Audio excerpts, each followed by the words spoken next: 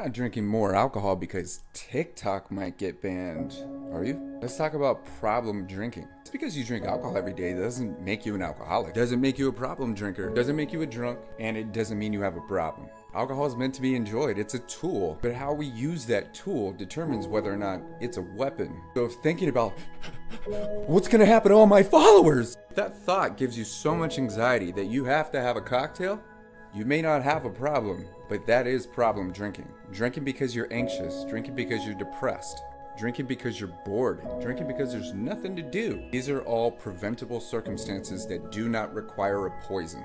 Doing that for too long and you create a dependency. That dependency puts you higher up on the alcohol use disorder spectrum. If just thinking about TikTok being banned is enough to give you anxiety and make you want to make a drink, alcohol isn't the problem. Your inability to manage your thoughts is the real issue.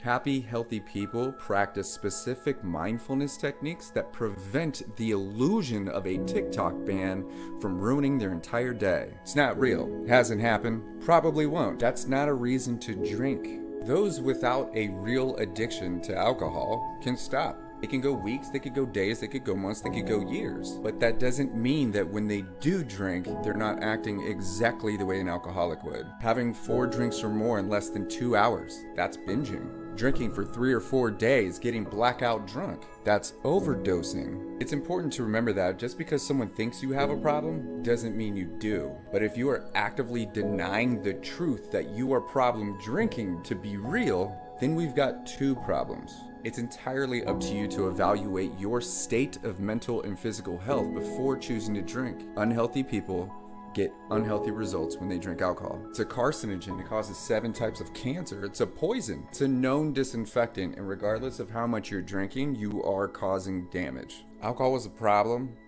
when it's a problem. If you or someone you know could use my support, take a look at Sober, Not Sober.